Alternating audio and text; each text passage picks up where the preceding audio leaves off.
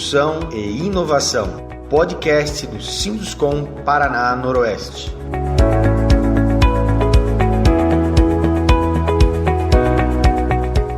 O mercado imobiliário foi impactado pela pandemia do novo coronavírus e a pergunta que fica é: como serão os empreendimentos daqui para frente? Qual o futuro da construção civil? Sobre este assunto, converso com Guga Stocco, cofundador da Domo Invest e membro do Conselho de Administração do Banco Original e da TOTUS, a maior empresa de tecnologia do Brasil. Olá, Guga, seja bem-vindo ao Construção e Inovação. Olá, é um prazer muito grande estar aqui com vocês. Guga, qual é o futuro da construção civil? Que tipo de empreendimentos imobiliários nós podemos esperar na era pós-pandemia? Bom, se a gente pensar quais são os empreendimentos imobiliários, que a gente pode esperar após pandemia, a gente precisa entender um pouquinho o que está acontecendo. Tá? Então, se você olhar essa pandemia, ela está fazendo com que muitas das tendências que iam acontecer lá na frente acontecessem um pouco antes. Então, por exemplo, aquelas empresas que deveriam ter o seu comércio eletrônico e não tinham ainda, de repente são obrigadas a ter o seu comércio eletrônico de uma hora para outra. Você imagina que a gente vai ter isso em várias indústrias, a gente não está falando só na indústria do varejo, a gente pode também refletir isso na indústria imobiliária. Então, o que a pandemia mostrou? A pandemia mostrou que muitas das pessoas vão acabar trabalhando em casa, mesmo quando acabar a pandemia. Então a gente está vendo uma tendência muito grande, que a gente percebeu o seguinte: olha, a gente consegue até aumentar a produtividade com as pessoas estando dentro de casa. Então a gente vai ter que começar a pensar nos imóveis em volta dessa tendência. Se eu passo mais tempo em casa, então significa o quê? Que eu preciso ter um home office, eu preciso ter um ambiente melhor para tudo isso.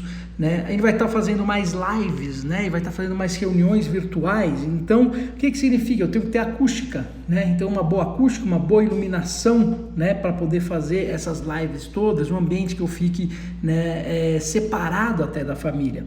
E se você pensar, já que eu vou trabalhar e vou morar no mesmo local, quer dizer, esses condomínios vai ter que ter academia, vai ter que ter às vezes um coworking do próprio condomínio embaixo, aguardando para que você possa fazer algumas reuniões, você possa encontrar pessoas, quer dizer, salas de reuniões passam a fazer parte desse empreendimento e por aí vai. Então, é interessante de ver como você começa a misturar as coisas, Eu diria até que empreendimentos que envolvem escritórios junto com residência, Você vai ter muito disso funcionando. Então, eu acho que uma das principais tendências que a gente percebe, essa é uma delas que é a mais latente e que a gente tem que começar a atuar agora.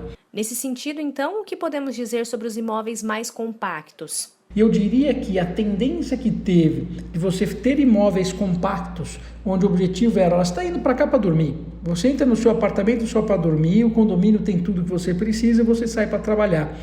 Isso pode ser que essa tendência não continue, tá? Porque se você tem que trabalhar de casa e o seu imóvel é muito compacto, você vai ter problemas, tá? Então, as pessoas vão acabar procurando por outras opções em cima de tudo isso. Qual outra tendência você acha importante destacar? Eu acho que assim, a gente falando de construção civil em futuro, a gente vai migrar para uma construção as a service ou uma moradia as a service, por exemplo, que é o que acontece. Então, o que eu tenho hoje? Eu tenho Uber, Então, eu não compro mais o carro, eu uso um Uber, Eu tenho um aplicativo, vou para onde eu quiser. Então, não tem mais necessidade de eu comprar um carro. Imagina se acontece a mesma coisa com os imóveis. Então, eu passo agora a ter como serviço a minha moradia. Então, isso é interessante, porque normalmente quando você compra um imóvel, você tem duas personas. Você tem a persona daquela pessoa que vai usar o imóvel e você tem aquela persona da pessoa que vai investir e quer um rendimento, quer ganhar dinheiro com aquilo. Quando você mistura as duas personas, você acaba se prejudicando em uma das duas. Então, você pode acabar morando num local legal, que vai te dar uma boa valorização, mas não é o melhor lugar para você morar, Ou vice-versa, um lugar que vai ser muito gostoso de morar, mas não vai te dar uma valorização. E quando você pensa nos imóveis as a service, você vê que começa a mudar de figura. Porque, por exemplo, uma coisa simples, quando você cria um empreendimento que ele é focado na pessoa, muitas coisas que acontecem hoje não aconteceriam. Por exemplo, eu ter que descer para pegar a pizza. né? Quer dizer, tem que ser pensado esse formato. Então, esse design de serviço tem que ser feito no imóvel as a service, né? Eu posso alugar ele por dia, eu posso alugar por mês. Se eu mudo, né, para outro imóvel, eu posso simplesmente transferir tudo que eu tenho de um para o outro e por aí vai. Então, é uma outra tendência que a gente vai começar a ver, que é você não só colocar serviços e comodidade, mas você transformar tudo isso um grande aplicativo onde você consegue controlar todos os imóveis, né, o local que você mora e por aí vai. E sobre as áreas de lazer dos empreendimentos, o que podemos esperar? Quando a gente pensa em áreas de lazer, né, olha que interessante, você pensar realmente como um design de serviço, você como pessoa, né? Então, o que eu vou fazer durante o meu dia? Se você está trabalhando de home office, significa que você tem flexibilidade. Então, você tem que fazer um determinado trabalho, você pode fazer de manhã, à tarde ou à noite, tá? Então, você vai ter que compor as suas atividades aí da família, junto com da academia, junto com os cursos que você está fazendo, junto com o seu trabalho. E você vai acabar ganhando produtividade porque você não precisa se locomover. Então, aquelas pessoas que tiverem empreendimentos que envolvem tudo isso, ela não precisa se locomover. E aí significa que ela passa mais tempo nesse empreendimento. Significa que as pessoas vão procurar por esse tipo de empreendimento, porque ele vai fazer com quê? Com que essa pessoa fique mais eficiente. Então eu diria, né, a gente levar a academia um pouco mais a sério dentro dos empreendimentos vai ser uma parte importante. Não é só construir uma boa academia, mas você ter um bom serviço. E eu diria que até mais. Quando você olha lá nos Estados Unidos, você tem alguns hotéis, como por exemplo o W, né, que faz o quê? Que na recepção você tem todo dia uma espécie de festas, né, você tem happy hours, né, você tem uma série de eventos.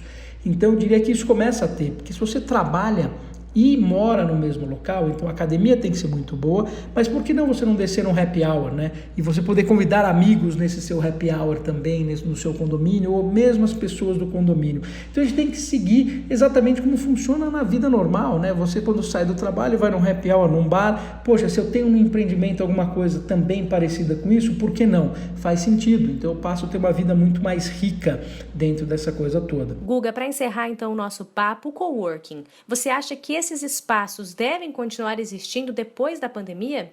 Eu acho que coworking continua, né? Você não tem coworking durante a pandemia, mas depois que você tem uma vacina, eu acho que coworking continua, é uma tendência forte, que na verdade eu diria que é o escritório como serviço. A diferença é que você ter os coworkings muito apertados, que nem você tem hoje, eu acho que isso deixa de existir. Mas você tendo coworkings mais confortáveis, seguros, né, com uma série de serviços, vai fazer parte. Você pode estar usando, depende, trabalhando em casa e você ter um coworking onde você vai 2 ou 3 vezes por semana. Eu acho que isso faz sentido total. Então, de novo, a construção civil tem que pensar agora nesses serviços, né? Não é simplesmente fazer um coworking, dividir e entregar meu produto que está aqui o tijolo e o vidro, mas sim como aquela que entrega um serviço para resolver o problema, né, das pessoas de uma maneira geral. Tá certo, Guga, muito obrigada pela sua participação no podcast Construção e Inovação. Conversamos com Guga Stocco, cofundador da Domo Invest. Ele falou sobre o futuro da construção civil na era pós-pandemia. Obrigada a você, ouvinte, por acompanhar mais uma edição do podcast Construção e Inovação. Até mais! Construção e Inovação, podcast do Sinduscom Paraná Noroeste.